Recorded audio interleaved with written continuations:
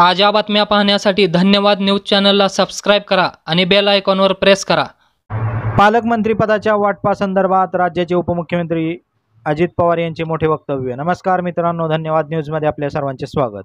महाराष्ट्रात विधानसभा निवडणूक पार पडली। यामध्ये भाजप, एकनाथ शिंदे यांची शिवसेना व अजित पवार यांची राष्ट्रवादी म्हणजेच माहितीची सत्ता महाराष्ट्रात आली। यानंतर मुख्यमंत्री व राज्याचे मंत्रिमंडळाचा विस्तार देखील करण्यात आला। मात्र राज्यात अजूनही पालकमंत्रीपदाची निवड करण्यात आलेली आहे। या संदर्भात राज्याचे उपमुख्यमंत्री अजित पवार यांना विचारलं असता त्यांनी या संदर्भात मोठं विधान केलेलं आहे। पहा नेमकं काय म्हणले उपमुख्यमंत्री अजित पवार। तुम्ही पालकमंत्री पदाची जबाबदारी घेणार का बीडची? कारण ज्या राज्यामध्ये पालकमंत्री पद, मंत्रीपद, डिपार्टमेंट वाटप हा सगळा अधिकार जो राज्याचा मुख्यमंत्री असतो त्यांचा असतो। पाठीमागच्या काळामध्ये एकनाथराव शिंदेंच्याकडे तो अधिकार होता, कारण ते राज्याचे प्रमुख होते। आता सर्वांनी आम्ही देवेंद्र फडणवीस साहेबांना मुख्यमंत्री केलेले आहे, त्याच्यावर त्यांचा अधिकार आहे।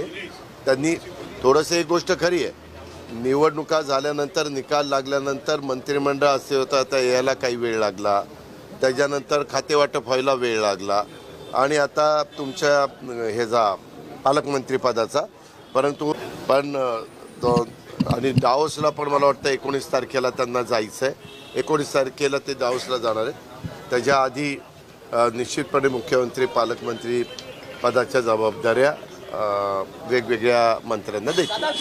माहिती सरकारचा मंत्रिमंडळ विस्तार पार पडला। यानंतर राज्यातील विविध जिल्ह्यांचे पालकमंत्री कोण असणार या संदर्भात चर्चा सुरू आहे। मात्र अजूनही या संदर्भात अधिकृतपणे घोषणा करण्यात आलेली नाही। याबद्दल राज्याचे उपमुख्यमंत्री अजित पवार यांना विचारलं असता त्यांनी पालकमंत्री निवडी संदर्भात महत्त्वाचे विधान केलेले आहे। याबद्दल तुम्हाला काय वाटतं नक्की कमेंट करा आणि व्हिडिओ आवडल्यास शेअर करा। धन्यवाद।